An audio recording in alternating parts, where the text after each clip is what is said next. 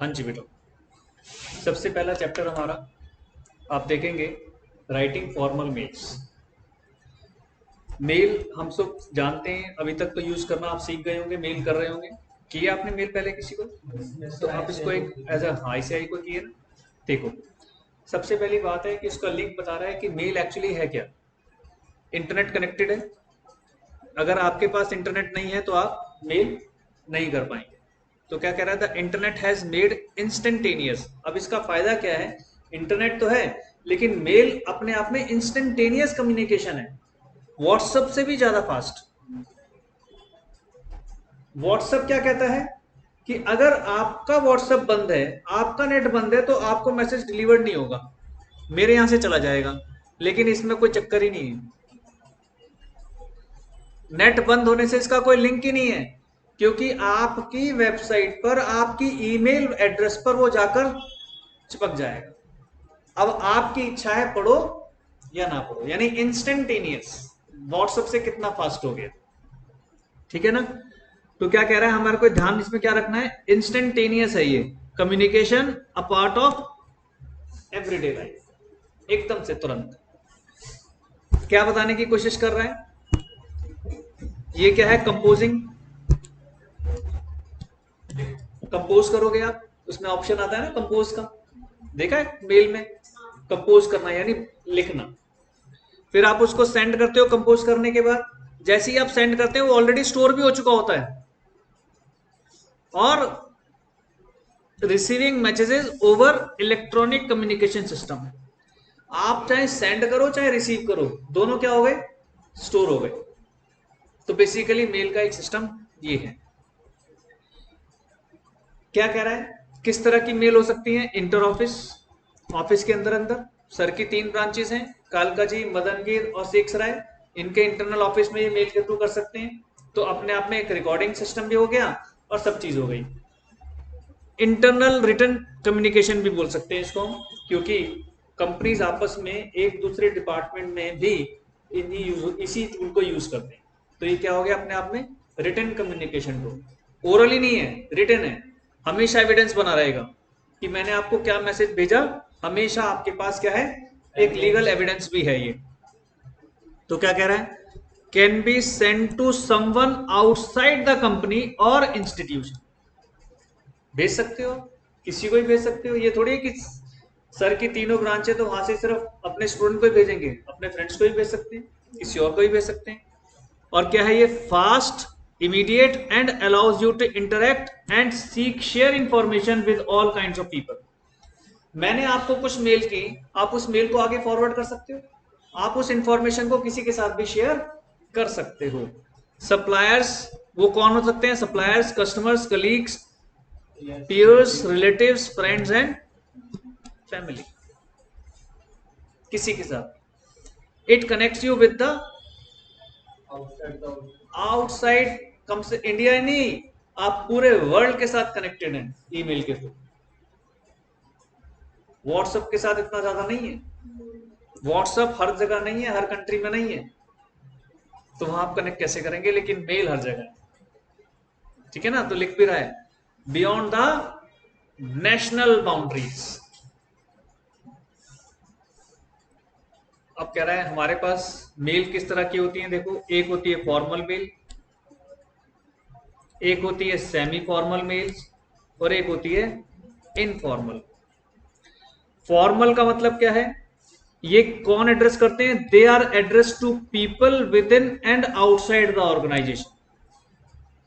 ये ध्यान रखना है, क्या है ये, within and outside the organisation, to business suppliers and customers. Basically ये क्या हो गई, कस्टमर से, बिजनेस से रिलेटेड हो गई पूरी की पूरी, है ना। अपने कस्टमर्स को, अपने सप्लायर्स को किसी भी तरीके से करना, या इनसाइड। जबकि सेमी फॉर्मल्स क्या हैं, these are addressed to colleagues functioning within a team and at the same seniority level, same seniority level।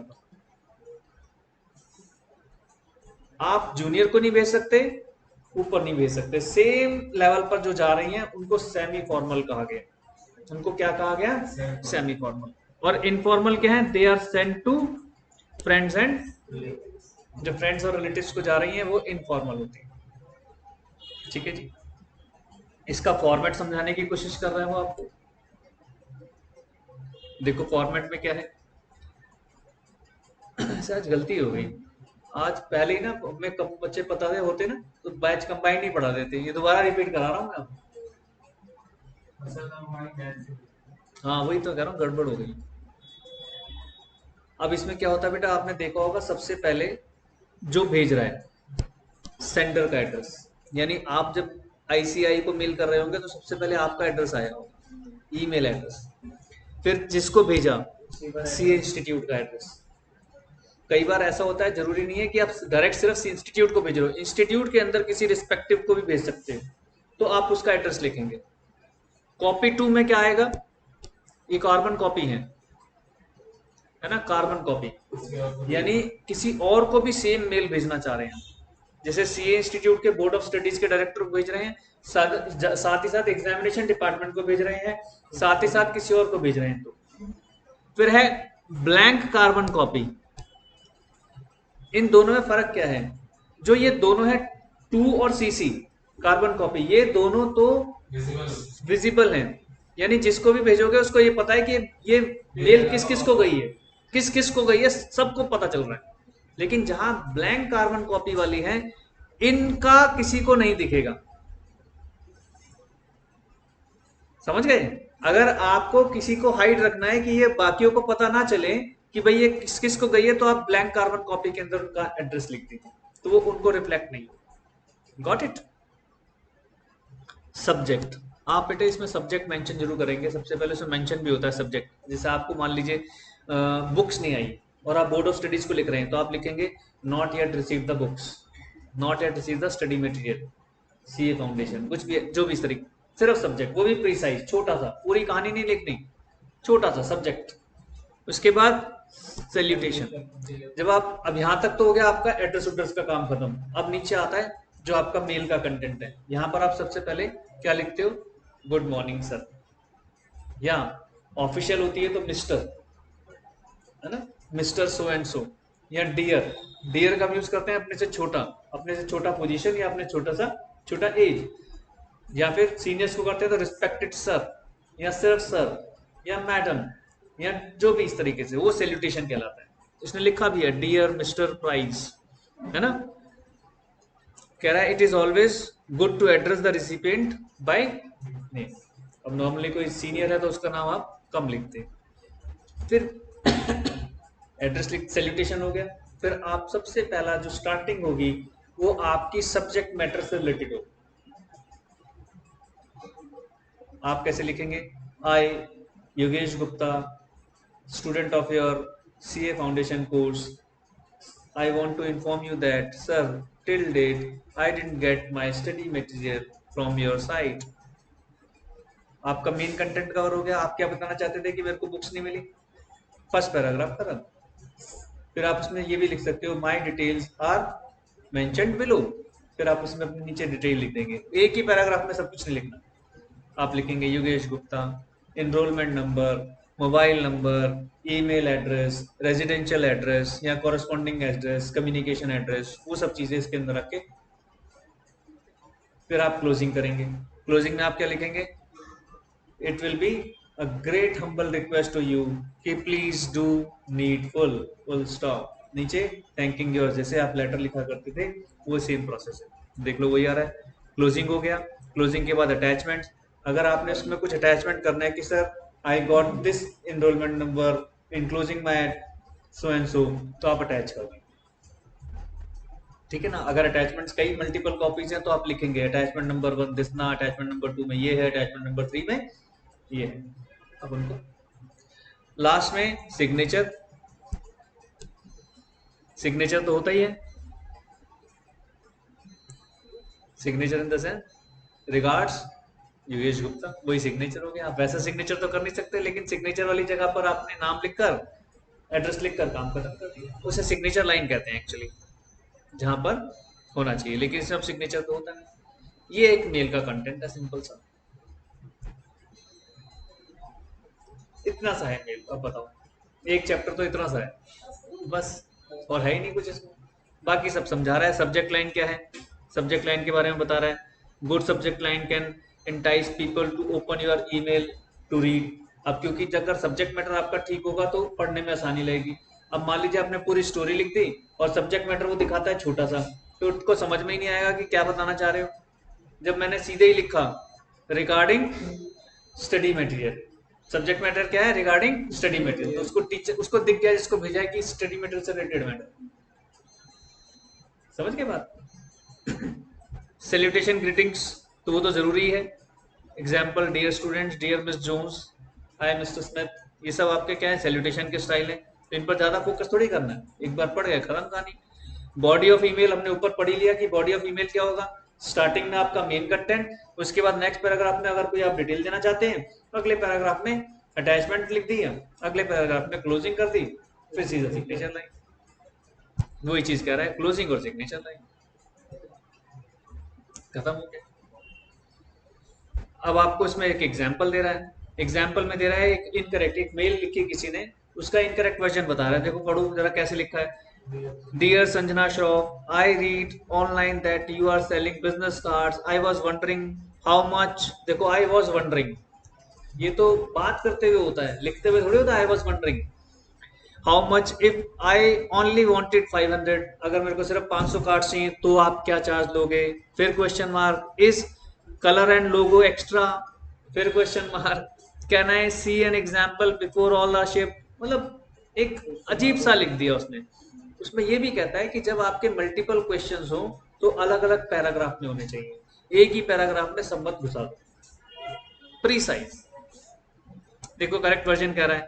अब करेक्ट वर्जन जरूरी नहीं कि सेम एज इट इज याद करके चले जाओ, अपनी मर्जी से अब आप इसको अपने आप चेंज कर सकते हो। जैसे मैं अपना चेंज करूंगा, उसने लिखा मैंने, जैसे मान लीजिए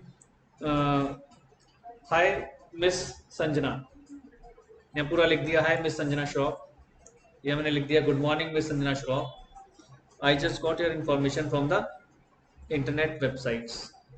I got to know you are dealing in the business cards. My concern is I want to get my cards printed on in a quantity of 500 cards only.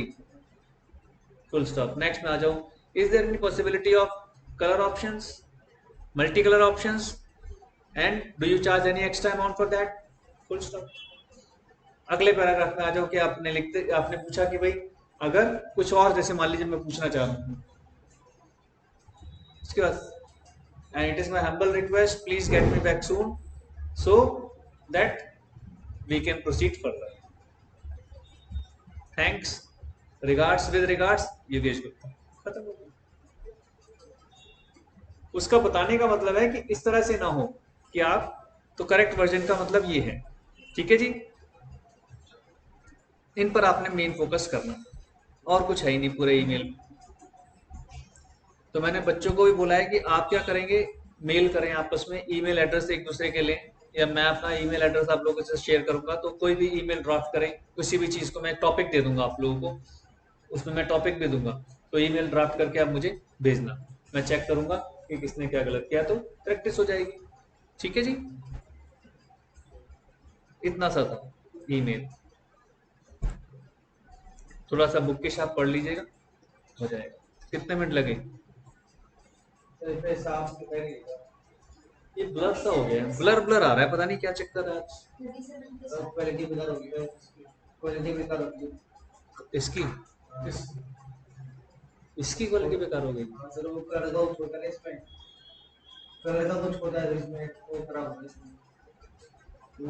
मैं वही मेरे को भी यही प्रॉब्लम हो रही थी कि कुछ ब्लर ब्लर क्यों आ रहा है। फिर तो वहीं ले लेते क्लास, ध्यान नहीं रहा, चलो आगे से वहीं नहीं। आ जाओ जी, नेक्स्ट पार्ट इज रिज्यूमे। अब देखो ये भी आप हमारी लाइफ में बहुत करते हैं, रिज्यूमे राइटिंग भी, ये भी कोई बड़ा ऑप्शन नहीं है। रिज्यूमे मतलब क्या है, बायोडाटा। और बायोडाटा कैसा होना चाहिए, बायोडाटा होना चाहिए आपकी अपनी ब्रीफ, आपकी अपनी ब्रीफ, और वो आप किसको दिखाने जा रहे हो, एक ऐसे अननोन पर्सन को जो आपको नहीं जानता, और वो आपके बारे में कैसे समझेगा, just because of this resume only. तो रिज्यूमे इस तरीके का होना चाहिए कि आपकी बेस्ट क्वालिटीज भी उसको पता चल जाएं, और आप अपने बारे में जो बताना चाहते हैं उसके बारे में उसको तुरंत पता चल जाए, ठीक है जी। तो कैसे पता चलेगा? मान लीजिए आप एक चार्टर्ड अकाउंटेंट हैं और आप एक कंपनी में अपना रिज्यूमे भेज रहे हैं। तो आप अगर एक चार्टर्ड अकाउंटेंट हैं तो आपने इसका मतलब एक क्वालिफिकेशन ली, उससे पहले कुछ और क्वालिफिकेशन ली होगी, वो बताएंगे। आपने जो एक्सपीरियंस लिया वो बताएंगे। तो मेन तीन चीजें हैं, आपकी अपनी पर्सनल, आपकी अपनी क्वालिफिकेशन और आपका अपना एक्सपीरियंस। ये मेन चीजें शेयर करनी है। देखो वो कैसे बता रहा है, अब वो उसमें बता रहा है कि आपको कैसे लिखना है। पहले समझे। देखो रिज्यूम क्या है? रिज्यूम में क्या है जी? Is a document that introduces you. एक रिज्यूमे सिर्फ आपको इंट्रोड्यूस कराता है सामने वाली पार्टी से, और कुछ नहीं करता। वो क्या करता है? Introduces you. और कौन है आप उस वक्त? The applicant to your prospective employer और ट्रेनर। आपके प्रोस्पेक्टिव एम्प्लॉयर के पास ही तो जा रहा है आपका रिज्यूमे। It tells them. और ये क्या बता रहा है उनको? उनको क्या बता रहा है? तीन पार्ट में डिवाइड किया है मैंने इसको। पहला, हु आर यू। आप पहले अपने बारे में उन्हें बता रहे हैं कि हु आर यू। तो आप बता रहे हैं myself Yogesh Gupta, myself chartered accountant, I completed my chartered accountancy course on so and so date.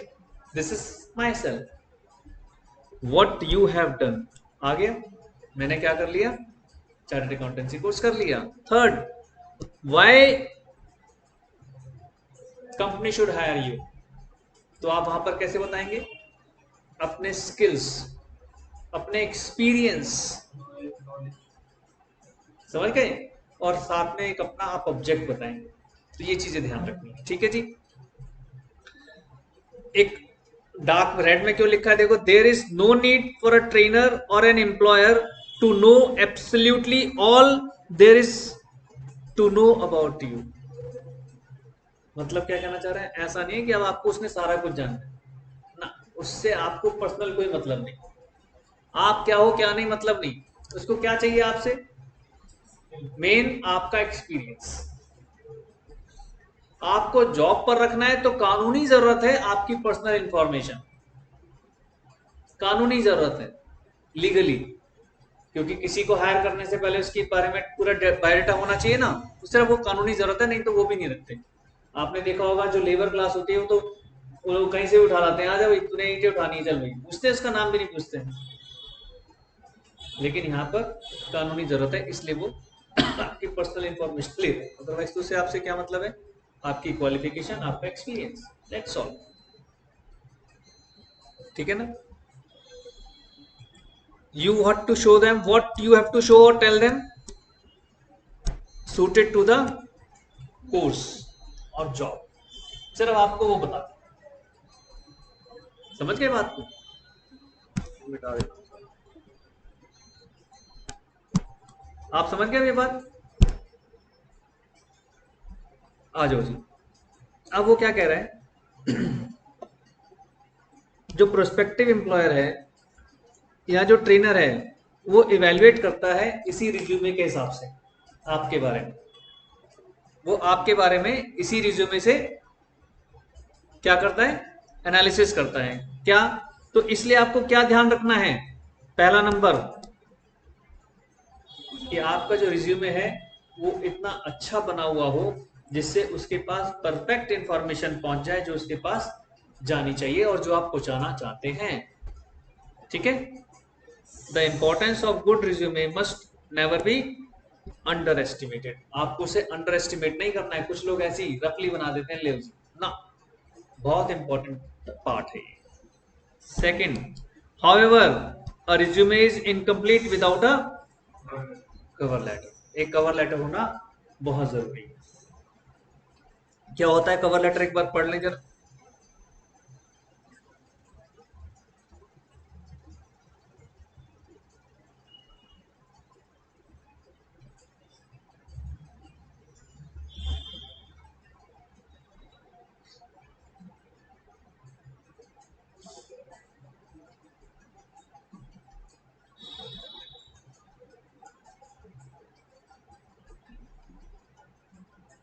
बताओ क्या हुआ?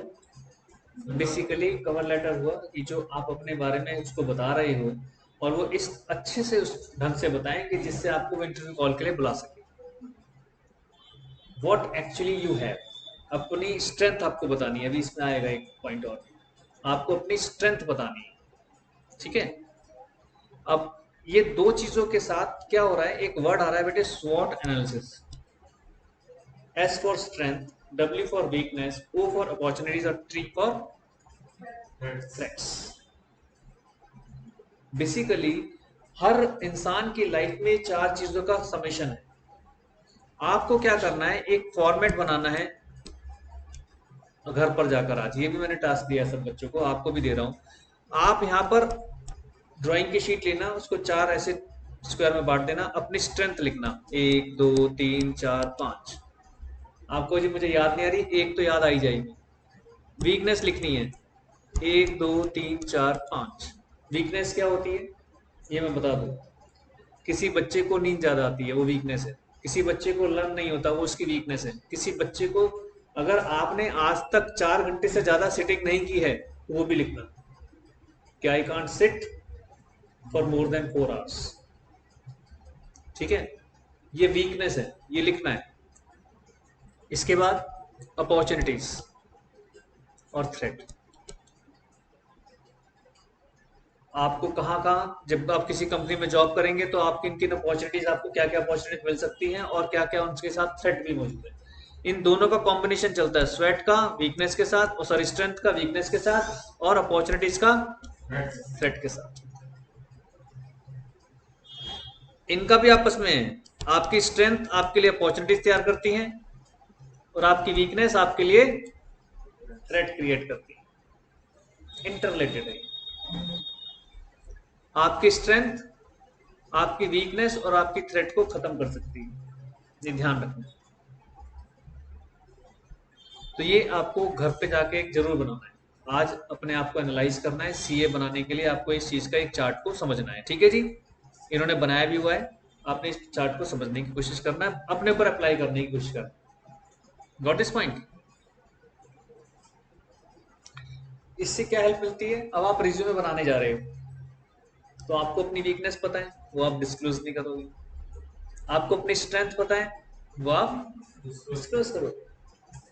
आपको अपॉर्चुनिटीज पता है कि मैं क्या क्या कर सकता हूं, क्या क्या कर सकती हूं, वो आप बताओगे। कई बार होता है ना, कई लोगों को मल्टीपल चाहिए होते हैं, तो आप बता तो सकते हो कि I can do this thing, I can do this thing. जैसे मैं हूं, मैं कॉमर्स बैकग्राउंड का स्टूडेंट हूं, मैं कॉमर्स में भी एक्सपर्ट हूं, मैं लॉ में भी एक्सपर्ट हूं, मेरी स्ट्रेंथ हो गई है। तो नॉर्मली लॉ कौन करते हैं, नॉर्मली जो आर्ट्स वाले होते हैं। कॉमर्स वाले लॉ नहीं करते। लेकिन जब कॉमर्स वाला लॉ कर लेता है तो उसका जो कमर्शियल दिमाग है वो लॉ के साथ मिक्स हो जाता है। और लॉ के अंदर हमने देख भी लिया कि इतना सारा तो कॉमर्स ही घुसा पड़ा है, सबसे पहले तो बिजनेस ही है, तो हम उसको जल्दी अंडरस्टैंड कर जाते हैं। उन लोगों को इस चीज की आइडिया नहीं होती, तो हम वहां पर प्लस पॉइंट ले जाते हैं, हम वहां पर प्लस पॉइंट ले जाते हैं। मैं ऐसे कई केस जीत गया just because of my commerce background, banking की वजह से। बैंकिंग का मुझे ऑडिट का भी एक्सपीरियंस है, और क्योंकि वैसे भी बैंकिंग कॉमर्स है दिमाग में चलती है, इसलिए मैं जीत गया। जबकि मैं कई उसी उन्हीं टॉपिक्स को मैंने कई अपने बाकी कलीग से डिस्कशन किया, दे सरेंडर्ड, मैं जीत गया just because of my commerce background. This is my strength, ठीक है ना। तो subsequently you can prepare your resume that is brief, clear and complete, most likely to be shortlisted। जो ब्रीफ होगा, कंप्लीट होगा, अच्छा होगा, वो आपका शॉर्टलिस्टेड हो जाएगा, ठीक है जी। फॉर्मेट्स ऑफ रिज्यूमे बता रहा है कि दो तरह के, एक पहले क्रोनोलॉजिकल, कई तरह के वैसे, मेन इसमें क्रोनोलॉजिकल और एक और आएगा। तो क्रोनोलॉजिकल मतलब क्या है कि आप जो अपना डिस्क्राइब कर रहे हो एक सीक्वेंस में करो। क्रोनोलॉजिकल जो जो जैसे जैसे हुआ, जैसे सबसे पहले आप नाम बताओगे, ये आपका है फॉर स्टूडेंट, अभी आपके लिए है, आप अपना एक रिज्यूमे बना सकते हो, घर पे बनाकर देखना। आप पहले उसमें नाम लिखेंगे, अपनी कॉन्टैक्ट डिटेल्स लिख देंगे। इसके बाद आप ऑब्जेक्टिव समरी, कि आपका ऑब्जेक्ट क्या है। जिस भी बिजनेस में, जिस भी इंटरप्राइज के अंदर आप इंटरव्यू देने जा रहे हैं, तो आप अपना ऑब्जेक्ट बताएंगे ना कि व्हाट इज माय ऑब्जेक्ट। फिर उसके बाद आप क्या लिखेंगे, एकेडमिक क्वालिफिकेशंस एंड अचीवमेंट्स, यानी क्वालिफिकेशन के साथ साथ आपके एक्सपीरियंस। को करिकुलर अचीवमेंट्स कंपल्सरी नहीं है, लेकिन फिर भी लिखे तो बहुत अच्छा है कि पढ़ाई के अलावा और क्या आप कर सकते हैं। जिससे किसी ने एनसीसी किया हुआ है, जिसने एनसीसी किया उससे क्या मानते हैं कि ये कमांड अच्छी होगी इसकी, ये सिंसियर होगा, डिसिप्लिन होगा, ये रिफ्लेक्ट होता है ना एनसीसी कैंडिडेट का। आपको ही कह रहा है जी मैं तो क्रिकेट प्लेयर, तो क्या समझ में आएगा कि अगर हमारी कंपनी को कहीं पर रिप्रेजेंट करना है तो मार्क कर लो भाई, ये सिर्फ वहां पर भेज देंगे। फुटबॉल प्लेयर हूँ, गोल्फ प्लेयर हूँ, कुछ भी बोल दे, वो जो भी है। ट्रेनिंग प्रोग्राम्स, अगर आपने कोई पीछे ट्रेनिंग प्रोग्राम्स अटेंड किया वो भी डिटेल लिखोगे। अभी आप स्टूडेंट हैं, एज अ स्टूडेंट तो कई ट्रेनिंग प्रोग्राम अटेंड करते हैं ना लोग, ठीक है जी। स्ट्रेंथ आ गया ना, देखो ऊपर स्वॉट से आपने स्ट्रेंथ निकाली, स्ट्रेंथ लिख दी यहाँ पर। हॉबीज ऑप्शनल है, लिखना चाहो लिख देना, जैसे लोग लिखते हैं सिंगिंग, रीडिंग, है ना, लिख देते हैं जबरदस्ती। ये तो उसमें भी लिखा होता ना, हर जगह लिखते हैं लोग। पर्सनल डिटेल्स, फिर लास्ट में आपकी पर्सनल डिटेल आप लिखेंगे, नाम, father's name, mother's name, siblings, married not married, अगर मैरिड है तो चिल्ड्रंस, सारी डिटेल्स। जॉब एप्लीकेंट्स के लिए, ये तो आपका स्टूडेंट था, एज अ स्टूडेंट बनाया। अब जॉब एप्लीकेंट्स में कोई खास ज़्यादा डिफरेंस नहीं है। देखो यहाँ पर भी नाम था तो यहाँ पर भी नाम आ गया। ऑब्जेक्ट समरी यहाँ पर भी थी तो ऑब्जेक्ट समरी यहाँ पर भी आ गई। ऑब्जेक्ट मतलब जब आप जिस पोस्ट के लिए इंटरव्यू देने जा रहे हैं उसमें ऑब्जेक्ट लिखना। What is my object, provide you so and so. अगर आप मैनेजर के लिए जा रहे हैं तो my object will to promote organisation to such and height, इस तरह से ऑब्जेक्ट। स्टूडेंट क्या जाओ, स्टूडेंट का ऑब्जेक्टिव समझ आप ट्रेनिंग में तो जाओगे तो आप ऑब्जेक्ट बताओगे कि I will learn with my core hearts.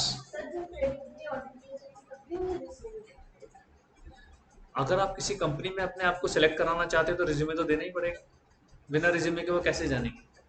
Resume तो बेटे एसेंशियल पार्ट है, एसेंशियल पार्ट है। उसमें आप नीचे साइन भी करेंगे, फोटो भी लगाएंगे और एक कमिटमेंट भी लिख कर देंगे। हम्म?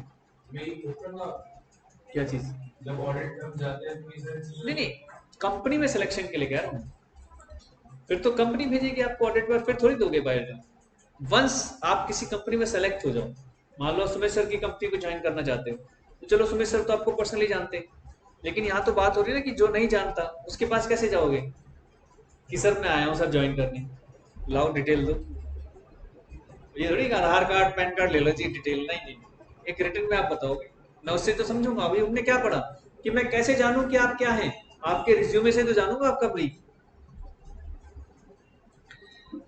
अब देखो कैरियर समरी, जो ये एकेडमिक क्वालिफिकेशन है ये कैरियर समरी तो हो गई। ऊपर क्या लिखा है, एकेडमिक क्वालिफिकेशन एंड अचीवमेंट्स। मैं क्या कह रहा हूं, मेरी क्वालिफिकेशन एंड मेरा एक्सपीरियंस, यहां पर वो कैरियर समरी में काउंट हो गया। थोड़ा सा टर्मिनोलॉजी चेंज हो गई है ना। और यही बात प्रोफेशनल एक्सपीरियंस के साथ भी, ये दोनों इसके साथ मिक्स हो गए। ठीक है जी। जो आपका को करिकुलर अचीवमेंट्स हैं उसने इसे हॉबीज में डाल दिया, हॉबीज तो था ही, तो इसलिए उसने ज्यादा इस पर स्ट्रेस दिया नहीं। अब वो लिखना चाहो तो लिख सकते हैं, ऐसा कोई इशू नहीं है। देखो स्ट्रेंथ वहां पर भी बता रहा था, यहां पर इसने स्ट्रेंथ नहीं बताई है, लेकिन आप स्ट्रेंथ लिख सकते हो। जो ऑर्गेनाइजेशनल ऑब्जेक्टिव्स जो होते हैं ना वो आपकी स्ट्रेंथ के हिसाब से ही काउंट होते हैं। जैसे मैंने जब इंटरव्यू देने गया था मैं अपना एमएचआरडी के अंदर, तो मैंने उनसे बोला था, उन्होंने पूछा कि व्हाट इज योर स्ट्रेंथ, मैंने लिखा हुआ था सर उसमें कि sir my drafting is very good and I have an litigation experience of so and so years. उन्होंने देखा ठीक है समझ गए। एजुकेशनल डिटेल्स हो गई, हॉबीज तो ऑप्शनल हो गया, फिर पर्सनल डिटेल्स सेम है। ठीक है जी। तो एक होता है हमारा chronological resume, normally chronological resume ही यूज होता है। एक होता है फंक्शनल रिज्यूमे। फंक्शनल रिज्यूमे का सिंपल लिंक किसके साथ है, स्किल्स एंड एकम्प्लिशमेंट, वही सेम ऊपर। वहां पर एजुकेशनल क्वालिफिकेशन एंड एक्सपीरियंस है, यहाँ पर स्किल्स एंड एकम्प्लिशमेंट्स कि आपके स्किल्स क्या हैं। स्किल्स मतलब मान लो आप टैक्स ऑडिट में बहुत एक्सपर्ट हैं, तो आप बोलेंगे कि I am very much expert in tax audits. फिर आप उसमें अचीवमेंट बताओगे कि मैंने फला फला कंपनी के लिए ये किया, वो आपके अचीवमेंट्स होंगे, है ना। अचीवमेंट और अकम्प्लिशमेंट्स एक ही तो होती है, वर्ड चेंज कर रहा है। कॉम्बिनेशन रिज्यूमे, उसमें कोई है ही नहीं, इनका थ्योरी तो कोई पूछ नहीं जाती, रिज्यूमे आपका प्रैक्टिकली आ जाएगा कि एक रिज्यूमे बनाओ। वो क्या कह रहे हैं कि एक आपके पास कॉम्बिनेशन रिज्यूमे है जो किसका मिक्स होगा, क्रोनोलॉजिकल और फंक्शनल का, दोनों का मिक्स हो जाएगा। इंपॉर्टेंट आपका ये है कि आपको क्या याद रखना है जब भी आप रिज्यूमे बना रहे हैं। पहला, सिंपल होना चाहिए। दूसरा, मिनिमम नंबर ऑफ पेजेस हो। तीसरा, ऑब्जेक्टिव को बिल्कुल अच्छे से डिफाइन करना है। चौथा, फॉल्स डिटेल्स मत लिख देना, है ना। अवॉइड अवॉइड फॉल्स डिटेल्स, कुछ बच्चे फॉल्स डिटेल्स लिखते रहते हैं। फिर क्लोज लॉजिकल। क्लोज लॉजिकल मतलब कि जो इंफॉर्मेशन आए वो लॉजिकली फ्लो हो रही हो। जैसे 10th और 12th में 2 साल का गैप मिनिमम, 12th और सीए में 4 साल का मिनिमम गैप, है ना। एक क्रोनोलॉजिकल लगे, देखने वाला समझ जाएगा, यहाँ पता लगा कि हाँ जी मैंने कर ली जी 2001 में किया मैंने 10th, 2002 में की मैंने 12th, 2004 में मैंने कर ली सीए। ये क्या चक्कर है भाई। ठीक है। शुड बी न्यूट्रल, बहुत इंपॉर्टेंट है, बहुत इंपॉर्टेंट है न्यूट्रल होना। लोग ये भूल जाते हैं और अपने एक्सपेक्टेड नए बॉस के सामने अपने एक्स बॉस की बुराइयां कर रहे होते हैं। तो वीकनेस हो गई आपकी, बुराइयां करना तो वीकनेस कहलाती है। गॉसिप्स वीकनेस है, किसी की भी पीछे से बैक बाइटिंग करना वीकनेस है। तो आपने वीकनेस थोड़ी शो करनी है, आपने स्ट्रेंथ शो करनी है। उसको बोलते हैं कि आप वहां से क्यों छोड़ रहे हैं, यहाँ क्यों छोड़ रहे हैं। आप क्या कह सकते हो कि sir from my past experiences and my knowledge and whatever I heard with my colleagues and all, कि your company has much more exposure than this company. That's why I'm here. Although I am working over there very coolly. खत्म कहानी हो गई। तो वो समझ जाएगा कि भाई बुराई भी नहीं की, इनकी अच्छाई भी कर दी। उसकी बुराई कहाँ की हमने, भाई उसके पास से ज्यादा एक्सपोजर है आपके पास, इसलिए आया।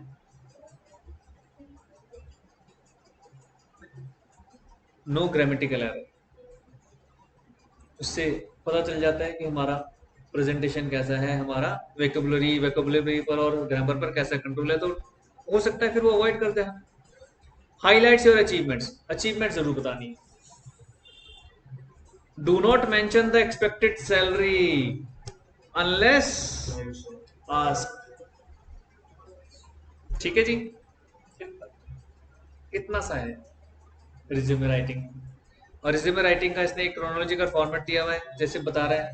पहले नाम लिखा, देखो आदित्य भट्टाचार्य है, 822 SFS flat Santa cruise Mumbai, phone number लिख दिया, ईमेल एड्रेस लिख दिया। ऑब्जेक्टिव देखो आगे जो आप कह रहे थे।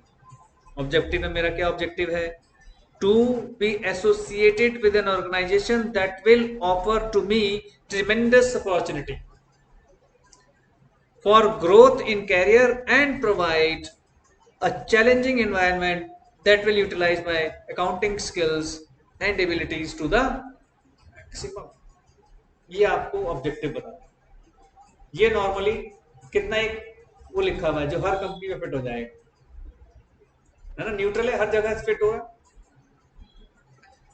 फिर वो कह रहा है समरी लिखी, more than 30 years of experience in both practical managerial, possess a flawless understanding of fundamental concepts of accounting, exceptionally good in, ये सब कुछ ये आपकी क्या है, स्ट्रेंथ है ना। ये आपकी क्या है, स्ट्रेंथ है। ये एक्सपीरियंस लिख रहे हो आपने, presently chartered accountant to audit and taxation department में XYZ एसोसिएट्स में।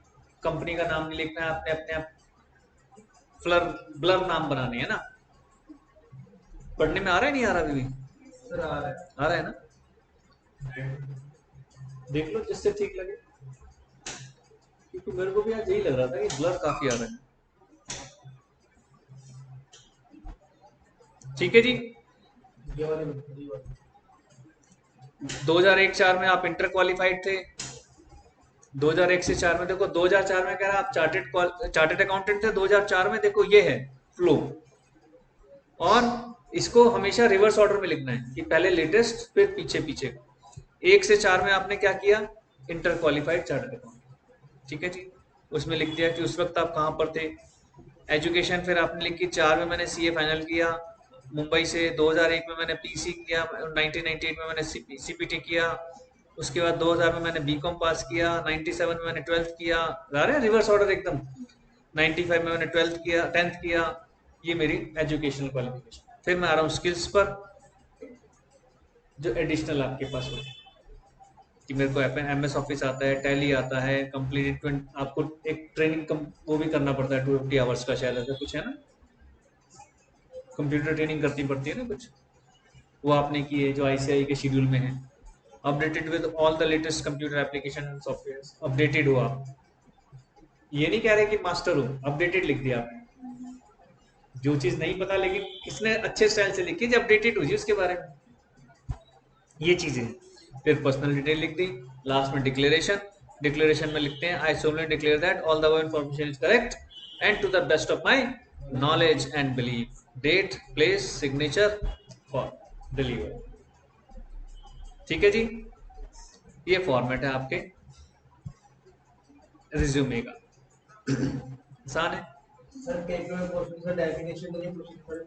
नहीं, अभी तक तो यही आ रहा है कि एक रिज्यूमे दो आपने, फला फला आपने डिटेल। सही लिखने वाला तो ईमेल ड्राफ्ट कर दो या फिर ये तो हाँ जैसे पूछ रहे कि भाई ईमेल में क्या होता है ये सब, नहीं नहीं, जैसे कॉर्पोरेट सबमिट। लेकिन पढ़ के फिर भी जाना बेटा। देखो हम हमेशा कहते हैं, आप इंस्टीट्यूट के किसी भी बंदे का हाथ नहीं पकड़ सकते कि भैया तूने ये क्यों दे दिया, ये तो तू देता नहीं था। मैं एकदम 100% श्योरिटी के साथ आपको नहीं कहूंगा कि मत पढ़ के जाना ये बात, इसीलिए तो पढ़ा रहा हूँ, नहीं तो मैं भी आपको सीधा रिज्यूम दिखाता और काम खत्म कर देता हूँ, इसीलिए तो पढ़ा रहा हूँ। समझ गए बात को। लेकिन इसके अलावा कुछ नहीं है और कंटेंट में। आ जाओ जी, 3rd चैप्टर पे मीटिंग। अब 2 मिनट का ब्रेक ले लो बेशक से, पढ़ा दें। पढ़ाया दूसरे से चलो मैं पानी पी लूंगा जरा, नहीं होगा पानी।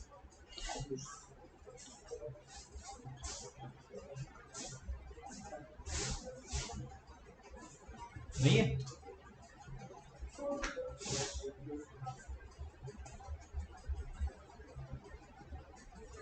मैं तो इसलिए 2 बॉटल लाता हूँ भाई।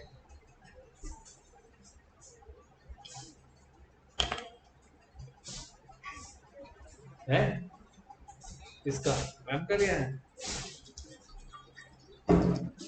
ये ले, इसमें से ले लो, किसे पीना तो पी।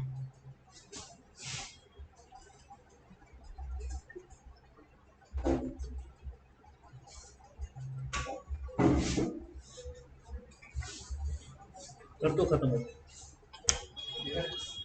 क्योंकि मेरे पास इतना है, मेरे को आपके पास कोई क्लास नहीं मेरी।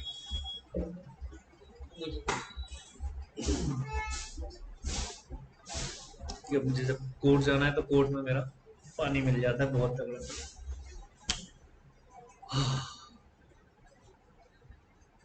पानी तो कैरी किया करो, 1 बॉटल सभी लोग कैरी किया करो।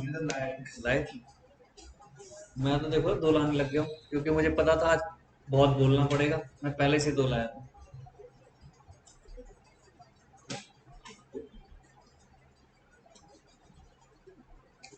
बेटे मीटिंग के बारे में कहा जाता है,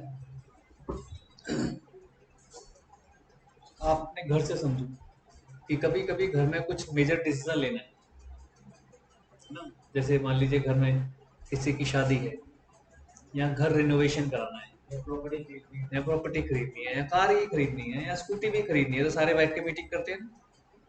उस मीटिंग में एजेंडा फिक्स हो गया कि क्या कार के ऊपर डिस्कशन होगा, सबसे पूछा जाएगा, सब अपने अपने व्यूज देंगे, उन व्यूज के हिसाब से कंक्लूजन निकाला जाएगा। और फिर अगर हम कंक्लूजन्स को कहीं लिख लें, कहीं पर हम लिख लें कि भाई बेटे ने क्या कहा, बिटिया ने क्या कहा, पापा ने क्या कहा, मम्मा ने क्या कहा, दादा ने क्या कहा, दादी ने क्या कहा, बुआ ने क्या कहा, फूफा ने क्या कहा, सारे लिख लो कहीं पर। उसको बोलते हैं मिनट्स ऑफ मीटिंग।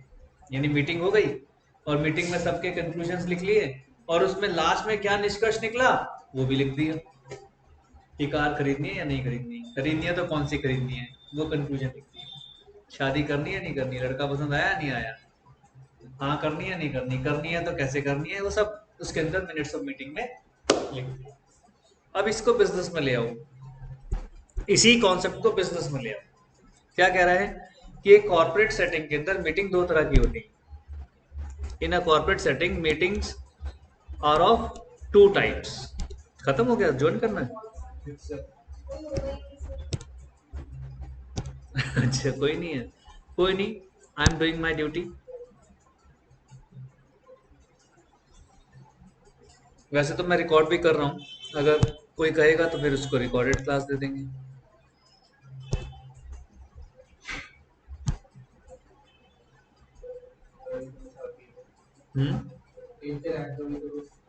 मैं ही हूँ बस, मैं ही सबसे ज्यादा सीरियस हूँ। क्या कह रहा है वो कि दो तरह की मीटिंग्स होती हैं। कौन सी? पहली ऑर्गेनाइजेशनल मीटिंग। इस ऑर्गेनाइजेशनल मीटिंग के अंदर कौन कौन होते हैं? शेयर होल्डर्स या मैनेजमेंट, दोनों मिलकर।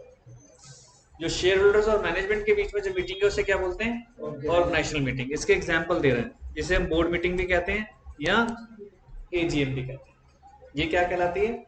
Organisational meeting. ये बेसिकली एज पर लॉ भी डिफाइंड है। कंपनीज एक्ट कहता है कि भैया ये तो होनी है, इसलिए इन्हें क्या कहा गया? Organisational meeting. इन्होंने कहीं मेंशन नहीं किया, लेकिन अगर हम चाहे एक बार के लिए मेंशन कर देना, these meetings are to be held compulsorily mandatorily as per the companies act 2013, तो भी कोई दो राह नहीं, क्योंकि बोर्ड मीटिंग होनी जरूरी है, एजीएम होनी जरूरी है, और इनके तो अपने बल्कि टाइम तक लिखा हुआ है कि किस किस टाइम पर होनी चाहिए, तो आप इसमें मेंशन कर सकते हो, लेकिन वो ऐसा ज्यादा पूछा नहीं गया कभी। दूसरी कौन सी है? Operational meeting. ऑपरेशनल मतलब क्या हुआ? बिजनेस से रिलेटेड, बिजनेस के ऑपरेशन से रिलेटेड, बिजनेस के ऑपरेशन से रिलेटेड, जिसमें क्या आ रहा है? मैनेजमेंट एंड एम्प्लॉयज के बीच में होती है। किसके बीच में होती है ये? मैनेजमेंट एंड एम्प्लॉयज के बीच में होती है। किस तरह की इसके एग्जांपल है? Committee meeting, planning meeting, sales meeting, है ना? ये एक एग्जांपल्स हैं, ऐसा कुछ नहीं कि और भी कई तरह की हो सकती है। ठीक है, अब आ रहा है कि इस मीटिंग की रिक्विसाइट्स क्या क्या है। रिक्विसाइट्स मतलब जरूरतें क्या है? पहला, सेलेक्ट द राइट पार्टिसिपेंट। अब मीटिंग करनी है, हम एक ऑर्गेनाइजेशन की बात कर रहे हैं जिसके अंदर हजारों एम्प्लॉइज होते हैं, बहुत बड़ा स्टाफ होता है, बहुत बड़ा स्टाफ होता है, तो मैं क्या सबको बुला लूं? भाई शेयर होल्डर्स के साथ और मैनेजमेंट के साथ हो रही है, उसमें तो आएंगे, सबको चिट्ठी जाएगी, उसमें तो अखबार में इनविटेशन जाता है बकायदा, बड़ी बड़ी कंपनीज का, तो कि एजीएम होने वाली है, आ जाओ सारे, पहुंचते हैं लोग। लेकिन अगर सेल्स मीटिंग होनी है तो उसमें पहले मैं डिसाइड करूंगा ना कि किसको बुलाना है। तो वो क्या कह रहा है? सबसे पहला क्या है? सेलेक्ट द राइट पार्टिसिपेंट्स, कि who will join this meeting. उसको कहते हैं विद एक्सट्रीम केयर। उसको कैसे? विद एक्सट्रीम केयर, पूरी सावधानी के साथ, जिससे कि गलत जगह मैसेज ना चला जाए और कोई सही बंदा छूट ना जाए। Got this point? सेकंड, अब मीटिंग के लिए पर्सन डिसाइड हो गया, तो अब एजेंडा, कि मीटिंग का एजेंडा क्या है? कि हमारी सेल्स कम चल रही है, भाई सेल्स की ग्रोथ को बढ़ाना है, या फिर एम्प्लॉयज को बोनस देना है, इसके लिए मीटिंग हो रही है, एजेंडा। थर्ड, अब वो मीटिंग के लिए जो पार्टिसिपेंट डिसाइड हो गए, सबको चिट्ठी भेजी जाएगी, इंफॉर्मेशन भेजी जाएगी, व्हाट्सएप किया जाएगा, मेल किया जाएगा कि पहुंच जाओ at least 2-3 days prior to the meeting. कम से कम 2-3 दिन का तो गैप रखो। Appoint a facilitator. ये फैसिलिटेटर कौन होता है? हाँ, जो सब कुछ सारी मीटिंग का एक तरीके से ऑर्गेनाइजर है। क्या करेगा? To guide the meeting to its logical conclusion. वो गाइड करेगा मीटिंग को कि भाई कम से कम भटके ना, इधर से उधर ना चले हैं। सेल्स की बात हो रही है, सेल्स पे बात हो रही है, इधर रहो भाई, इधर नहीं जाना। लॉ की पढ़ाई हो रही है तो लॉ ही पढ़ाना है, मैथ्स नहीं इन्वॉल्व करना है इसमें, अकाउंट्स बाद में, अभी सिर्फ लॉ। मीटिंग का पर्पस क्या है? लॉ। तो कह रहा है he ensures the participant stick to the agenda. जो एजेंडा फिक्स हो गया, पार्टिसिपेंट्स उसी एजेंडा पे फिक्स रहेंगे। प्रोवाइड अ स्ट्रक्चर, पूरा एक पूरा फॉर्मेट बनाकर दे देगा, 9 बजे ये होगा, 10 बजे ये होगा, 11 बजे ये होगा, 11:15 पे ये होगा, 12 बजे ये होगा, 1 बजे, पूरा। अगर 8 घंटे का चल रहा है प्रोसेस तो पूरे 8 घंटे का एक स्ट्रक्चर बनाकर देगा। Enables cooperative decision making. और कोशिश वो इसकी ये रहेगी कि भाई डिसीजन निकले, आज डिसीजन निकलना चाहिए। और कॉन्फ्लिक्ट को अवॉइड करना है, कंट्रोल करके दिख रहा था।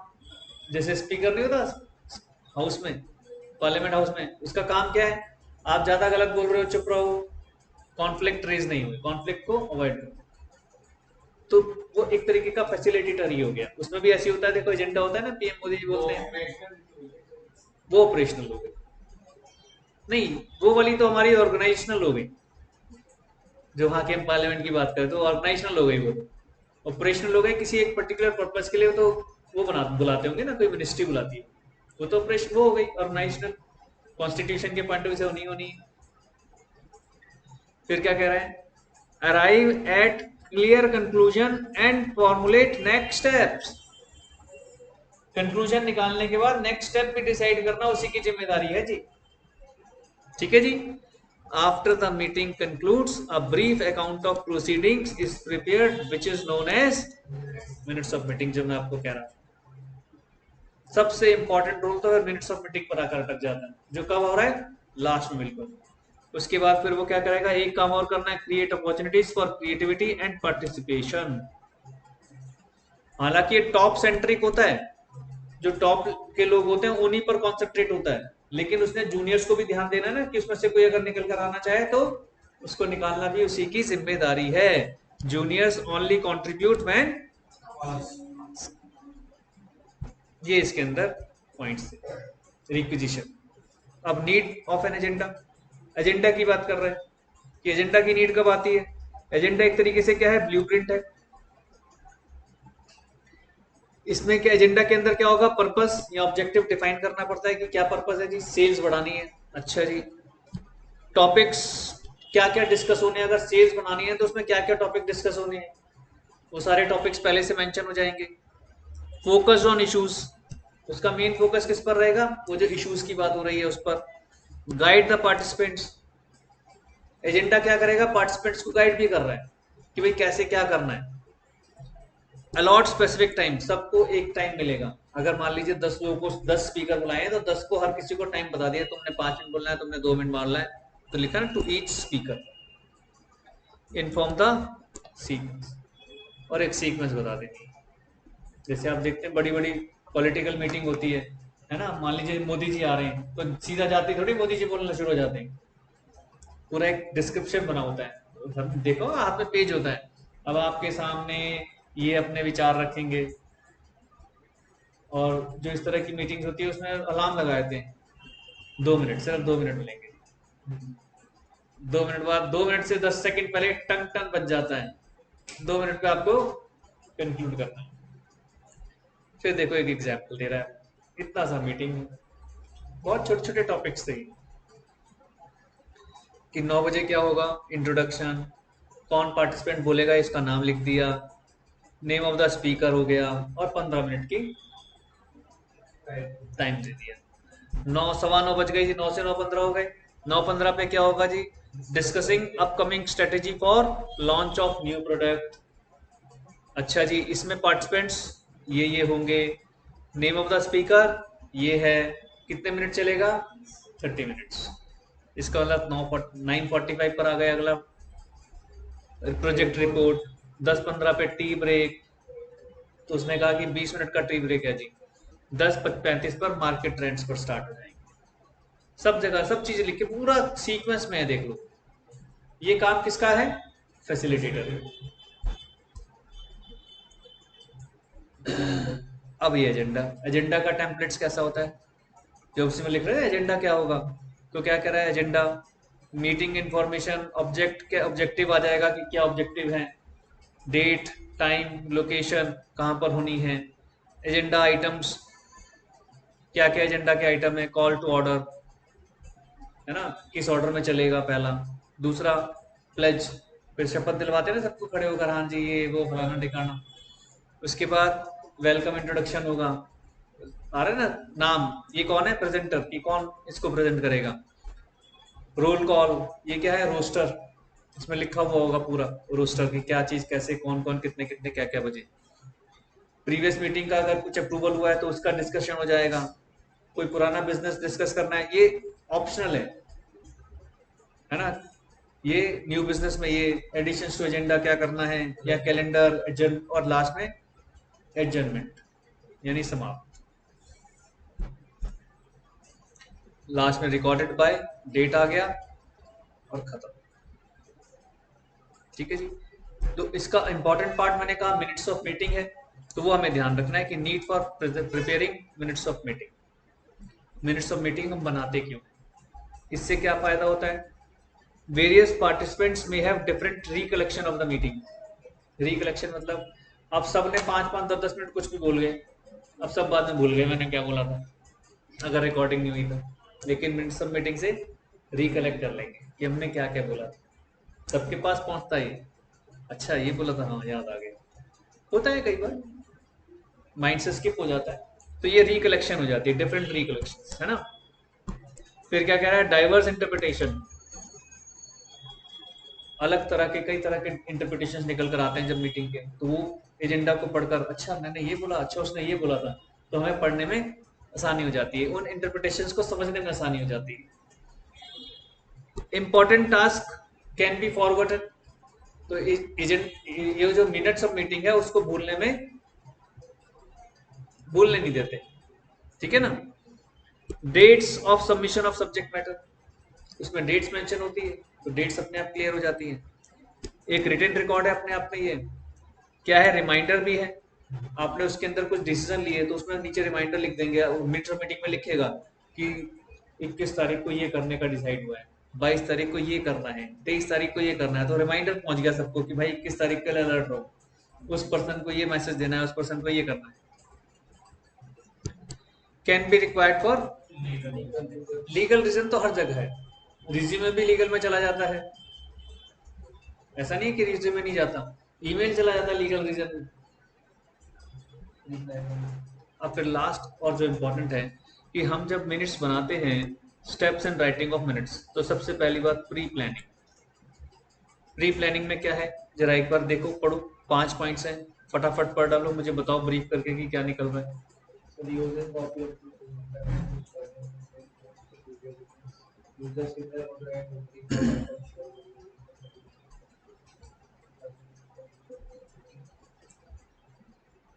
मतलब प्री प्लानिंग तो एक्चुअली इसमें स्टार्टिंग कैसे की कि appropriate and complete notes of the meeting, इसके लिए प्री प्लान करना है, ये एसेंशियल है।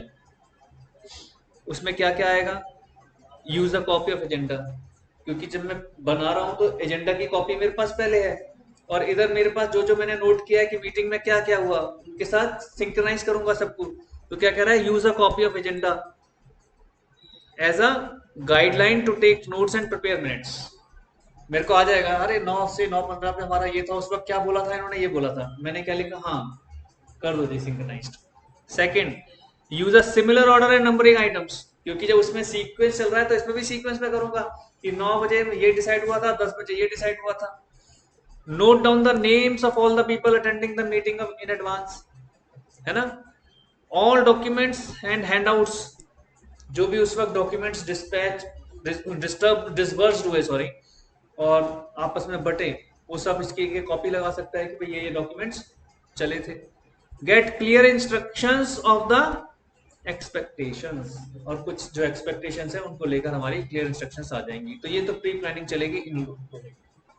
सेकंड क्या कह रहा है, recording at the meeting, record taking at the meeting, क्या कह रहा है,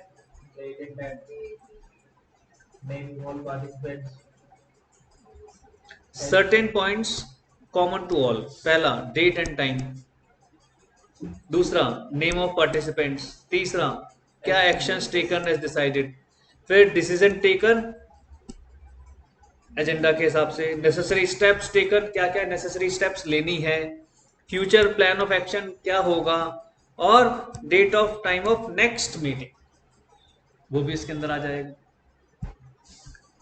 ठीक है जी। थर्ड आ जाओ, द मिनट्स राइटिंग प्रोसेस। इसके अंदर क्या आ रहा है, वो कह रहा है इसमें हमें क्या ध्यान रखना है, you have to write the minutes after the meeting is over, you have to write the minutes. मैंने बताया मीटिंग खत्म, आप नोट्स लिखने हैं। कौन लिख रहा है, फैसिलिटेटर या उसके साथ जो टीम है वो क्या करेंगे, वो accurate recording depends on writing. जो आप उस वक्त लिखते गए, सबको ना डायरी दी जाती है, उसमें मेंशन करना होता है, तो एक्यूरेट राइटिंग हेल्प करेगी वहां पर। जो जो बोल रहे लिखते जाओ, है ना, एक पूरी लाइन बोली उसका एक वर्ड लिख दे जिससे पता चल जाएगा क्या लाइन बोली। Go through your work again, आप गो थ्रू कर सकते हो जब आपकी मिनट्स ऑफ मीटिंग से, तो उससे गो थ्रू एकदम से, गो थ्रू का मतलब है एकदम से समझ में आ जाता है कि हाँ ये हुआ था। रीचेक विद ऑल कंसर्न, आप उन्हें रीचेक भी कर सकते हो। Ensure that all required details are noted, आपको ये इंश्योर करना बहुत जरूरी है कि आपने सारी डिटेल्स नोट कर ली हैं। Note should be brief and easy to understand, पूरी कहानी नहीं लिखनी, कॉम्प्लेक्स नहीं बनाना, इजी बनाना है। Ensure proper sequence, flow and grammatical accuracy. Do not include personal conflicts, कई बार होता है कि मुझे वो बंदा पसंद नहीं है, उसके बारे में और गलत गलत नहीं, पर्सनल नहीं होना है। Reference material if any can be attached in the appendix. और फोर्थ में क्या कर रहा है, डिस्ट्रीब्यूटिंग और शेयरिंग, सबके साथ डिस्ट्रीब्यूट होगा, सबको शेयर किया जाएगा। और लास्ट फाइलिंग स्टोरेज ऑफ, इनको फाइल भी करना है, एक रिकॉर्ड रहेगा ना, मैंने कहा लीगल रिकॉर्ड के लिए भी जरूरी है, इस तरह से। अब आपको देखो एग्जांपल्स दिखा रहा है एक मिनट्स ऑफ मीटिंग के। मिनट्स, डेट 5 दिसंबर, जो भी ईयर है, मीटिंग स्टार्ट हुई 9 बजे, पार्टिसिपेंट्स कौन कौन थे, मिस्टर रमेश चेयरपर्सन थे, उन्होंने इंट्रोडक्शन दिया। फिर क्या कह रहा है, मिस्टर कमलेश प्रोडक्ट हेड थे, उन्होंने न्यू प्रोडक्ट के बारे में बोला। मिस शालिनी रीजनल मैनेजर थी बिजनेस की, represented a detailed project report including market surveys, future projection and challenges. ये तो उसमें दिया होगा तो कॉपी भी होगी, बस इतना लिखना काफी है। Participants approved and appreciated miss Shalini's report. Mister Rahman आ रहे हैं ना, ये सब स्पीकर्स रहे होंगे one by one. Mister Rahman ने क्या बोला, उन्होंने क्या डिस्कस किया, current market scenario, demand and supply and consumer customer interest. Satyan आए, वो डायरेक्टर फाइनेंस थे, उन्होंने कॉस्टिंग की डिटेल दी। Chairperson declare an open house for participants to put up their concerns. अब सबको उसने इनवाइट किया कि किसी का कुछ कंसर्न है तो वो अपने, and finally vote of thanks, धन्यवाद होकर काम खत्म। Conclusion stated, proposal for more funds put forward, tender to be released, ATR 12 दिसंबर इतना। एटीआर क्या है, नीचे लिखा हुआ है उसने, एक्शन टेकन रिपोर्ट। इस तरह से चलता है, ठीक है जी। एक एग्जाम्पल है, इनको अपने रेगुलर एक बार पढ़ोगे, दो बार पढ़ोगे, एकदम से दिमाग में फिक्स हो जाएगा, कुछ बड़ी चीजें ज्यादा है ही नहीं।